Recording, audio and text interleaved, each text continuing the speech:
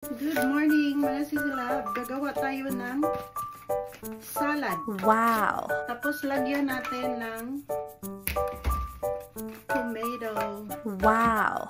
Tapos lagyan natin ng chicken salad. Ayan, ano Wow! na to? Yung ready to eat na, ilalagay mo lang siya sa salad. So, ang gagawin natin, hugasan muna natin yung lettuce, pati yung tomato para malinis kasi hindi pwedeng porkit nakabalot siya, hindi mo na siya hugasan. Hindi siya wow! Kailangan hugasan pa rin. Kahit malinis siya, hugasan pa rin. Kasi nakakatakot ngayon. Bumabalik na naman yung yung pangalan nun? Yung COVID. Na naman dito sa Japan. Kaya kailangan talaga maghugas ng kamay mga sisilab bago kakain. Wow! Tapos mag-alcohol. Ganyan. So nakakatakot mga sisi. Bumalik na naman yung sakit na yun. Ano ngayon yung mga trangkaso. Pati yung may nag-text sa akin na customer. Sabi niya, okay ka lang ba na sa work daw nila may COVID. So, tinanong ako kung okay lang ba daw ako. Ayan, tinanggalan ko na siya ng Sabi ko, okay lang naman ako. Wala naman nangyari. So, ito, isa-isahin natin. Wow! So, hugasan muna natin para Ay, mga sisilab, may chika pala ako sa inyo. Ayan, hinugasan ko na siya. Wow! And then, ayan, tomato, hinugasan mo na rin. And then, ito, natin, slice. So, may ichika ako sa inyo kasi may pumansin sa video natin. Cherry, may pumansin na sa atin. So, ang sabi niya sa video ko, nag-comment siya, taga-Japan siya mga sisilab. Sabi niya, Sisi, bakit tuwing namimili ka hindi mo tinitingnan yung price? Wow! So, sagutin natin. So, with video. Sinagot ko siya, pero comment lang ko. Sabi ko, Sisi, tinitingnan ko, ganon. So, sasabihin ko dito, kasi kung siya nag-comment ang bango niya. Wow! Doon siya nag-comment sa yung drugstore. Mamili tayo sa drugstore. Siguro yung napansin niya yung napkin. Kasi yung organic napkin mga sisilab. Mahal talaga yun.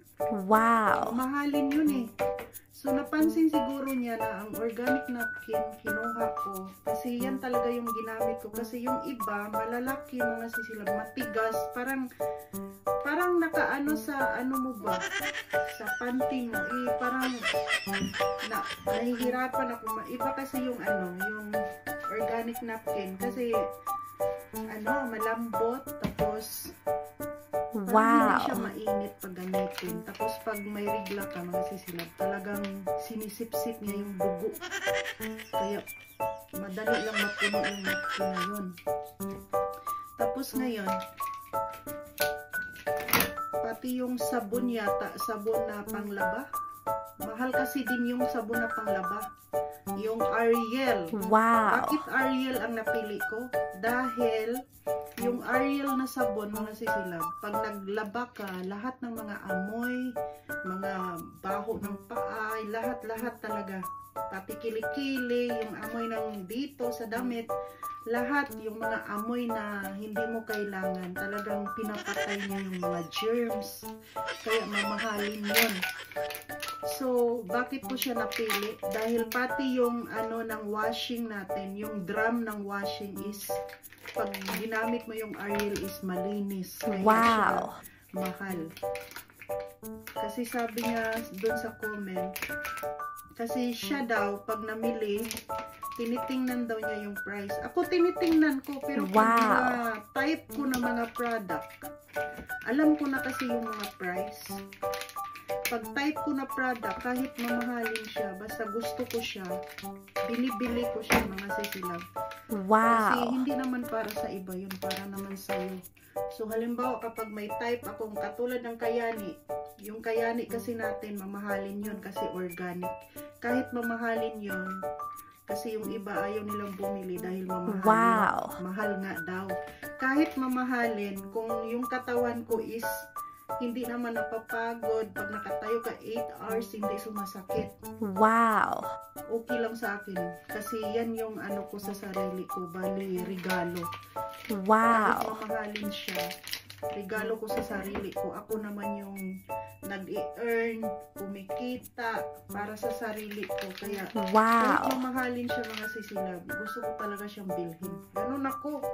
Mas ano ako sa mga, kapag hindi ko kailangan na mga gamit, katulad ng mga bag, yung mga ganon, na hindi ko kailangan, kasi marami akong bag, hindi talaga ako bibili.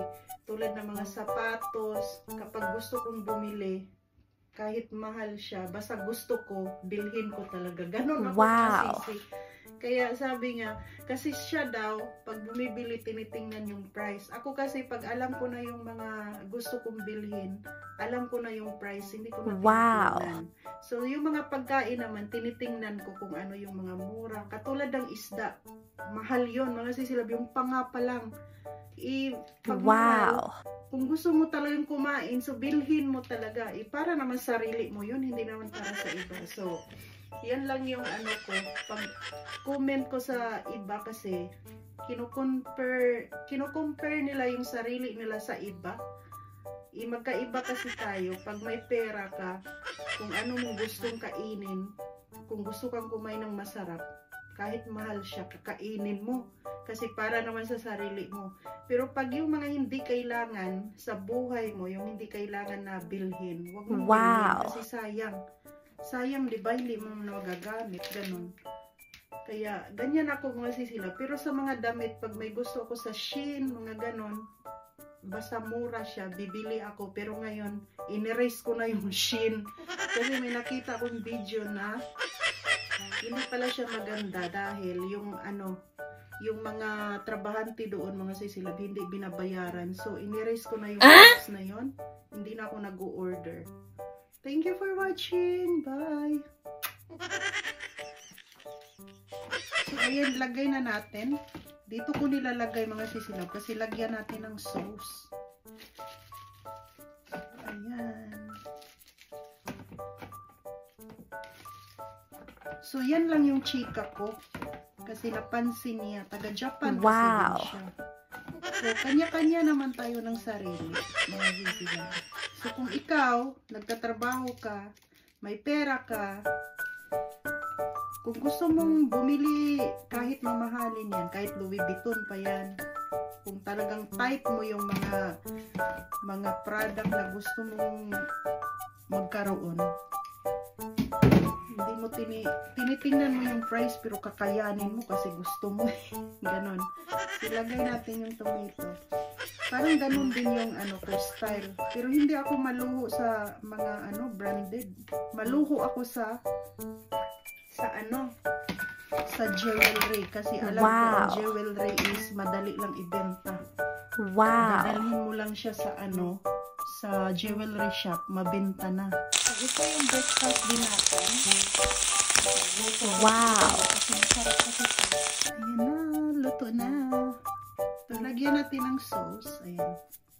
So, ako mga sisilab, yung luho ko talaga sa jewelry lang talaga yung luho ko. Jewelry. Jewelry at saka yung pagkain, yung luho natin. Gusto natin kumain ng masarap, di ba? Kapag gusto mo kumain ng masarap, go!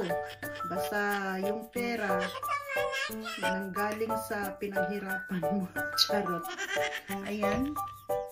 This is my salad. Walang masama na kumain ka ng masarap or mamili ka ng mga gusto mong bilhin. Wala pong masama kasi pera mo naman yun. Pero yung kino-compare mo yung sarili mo sa ibang tao, hindi maganda yun. Kung ano yung ginagawa ng ibang tao, huwag mong i-compare yung sarili mo kasi kanya-kanya kasi tayo dito. So, ito yung kakainin natin. Hindi na lang ako kakain ng kanin kasi Ewan ko. Hindi pa naman ako gutom, pero kailangan natin kumain dahil may ano ako sa dentist. Pupunta ko ng dentist. Iba pa naman yung dentist dito, hindi ka pa kainin ng 3 hours pag nilagyan ng gamot yung ipin mo.